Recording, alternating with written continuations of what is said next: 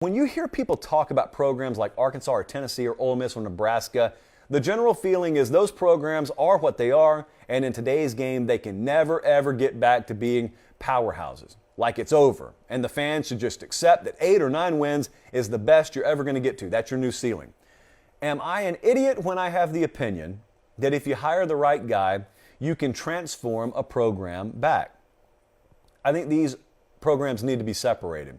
I don't view Tennessee and Nebraska the same way. Okay, Nebraska, we may very well be living in a world where a recalibration of expectation is necessary. Maybe it's been necessary for a while. But you know what? At the same time, I don't hear a ton of Nebraska fans yelling and screaming that they're not in the national championship picture. They may be yelling and screaming when they don't make a bowl game, which they haven't done since 2016. Yeah, that's unacceptable at Nebraska. I don't care how much you recalibrate your expectation.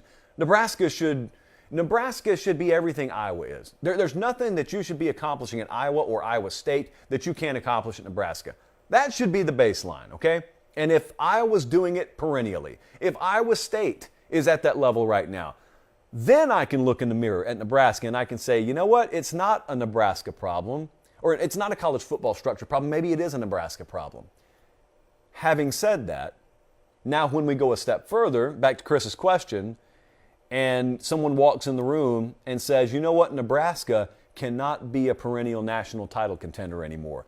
If I'm being realistic, I may have to look at that person and say, you know what, until further evidence emerges, knowing how the sport works today, you may be right.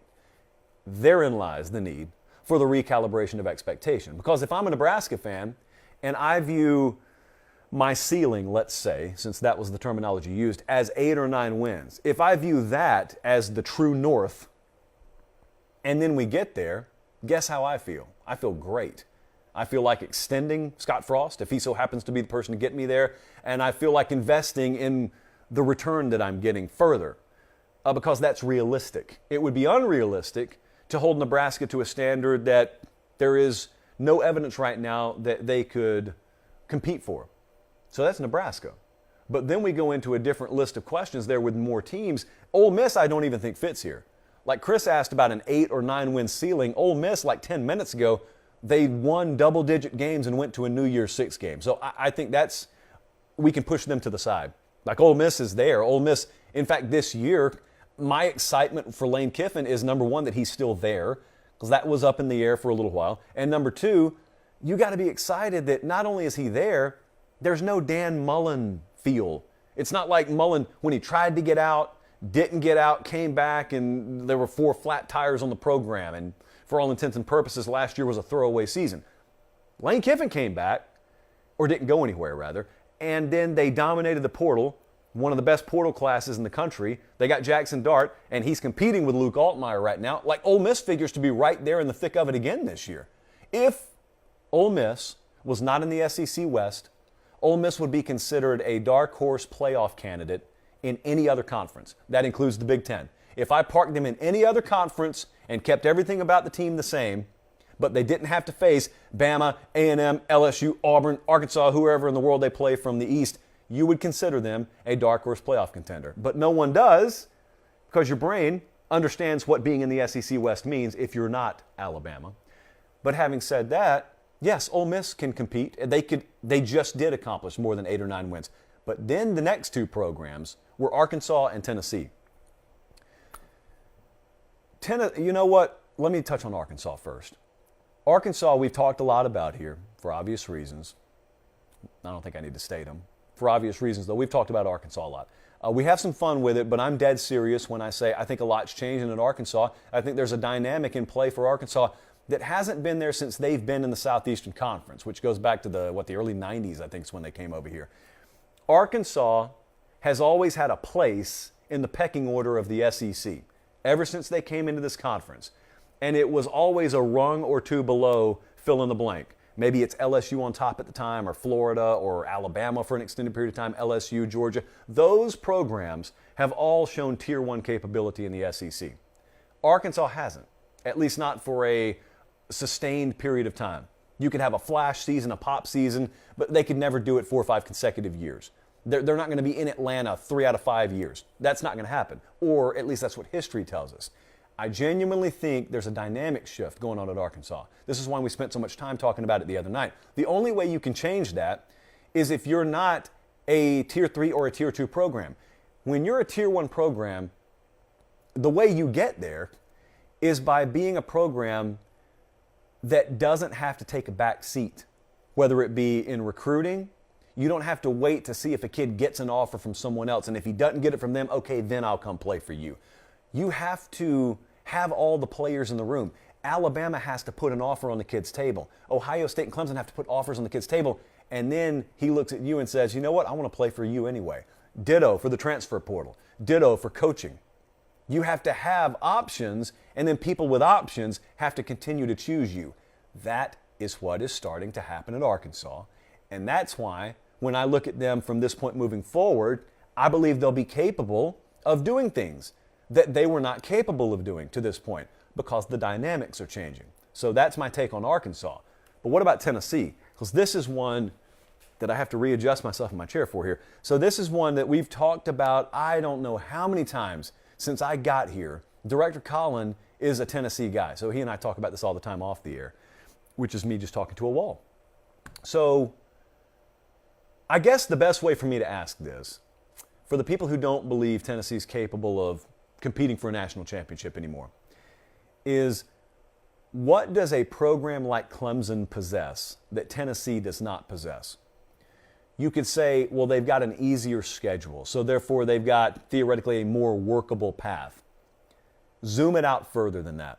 Because the fact of the matter is, Clemson, if they played in the SEC East, would still have been very, very good over the last several years.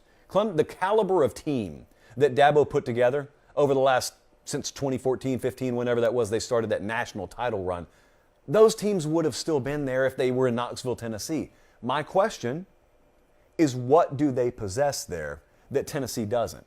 And if you can't come up with something better than the division or the conference they play in, then the answer is, well, if Clemson has been capable of doing it, Tennessee's always been capable of doing it.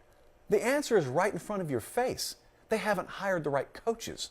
They've made disastrous coaching hires. The administration at various points has been a mess. None of that is fake. It all happened. We've seen the results. It all happened. But it doesn't change the fact that Tennessee never stopped being capable of being a national player. Due to their own internal ineptitude at times, they sabotaged themselves. That's not the structure of college football changing. That's not the landscape evolving and leaving them in the dust. They've still had the fan passion the entire time. They've still had the investment the entire time. They've got the massive checkbook by nature of being in the SEC and by having those folks fully invested. They've got good facilities up there. They've continued to enhance and invest in that. Everything that you need to compete has been there. The people that you need in order to compete have not been there. But that's as easy and as hard as making the right hire. Maybe they just did it a little over 12 months ago. Maybe Josh Heupel is the right guy. Independent of who the head coach at Tennessee is, though. Let's just pretend like it's Josh Heupel or it's Mr. X. Whoever it is, if that person is the right person, it's like unlocking a magical door. Everything you could ever want in college football is behind it. Tennessee never lost the key. Well, let me rephrase. They did lose the key. They never forgot where the door was. It's always been there. It's still there today. If Clemson can do it, absolutely Tennessee can do it. There's nothing different about those programs. I mean, geographically, they're very close to recruiting the same regions. I've always been a believer that if you zoom out, give me a little 6-hour radius around Knoxville, you got all the talent you need. And if you can't get it there, go to the portal. And if you can't get it in either, then just go to California like they just did to pick up a 5-star quarterback. There is nothing holding Tennessee back but Tennessee itself. You think you have nothing to fear but fear itself? Tennessee's had nothing to fear but Tennessee. So they've gotten that hopefully out of the way, and now we're starting to see some positive traction on the recruiting trail, and they overachieved last year in year one under Josh Heupel.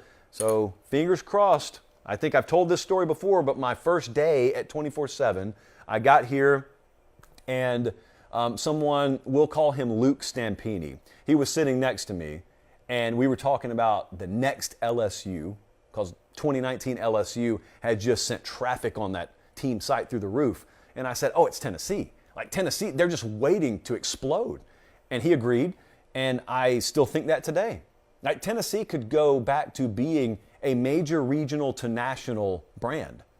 It's just been dormant. It's not extinct. It's just that T, that power T. It's just dormant right now. Colin, is that good enough? I think I pretty well surmised how we feel about Tennessee. I want them to be good because I want Colin to be happy. It's just a better work environment when Colin smiles. I saw it once, I think last September, and then at the Christmas party he smiled once before he ghosted everyone abruptly. But, you know, Director Colin's been known to smile every now and then. I think Tennessee can make it happen a lot more often.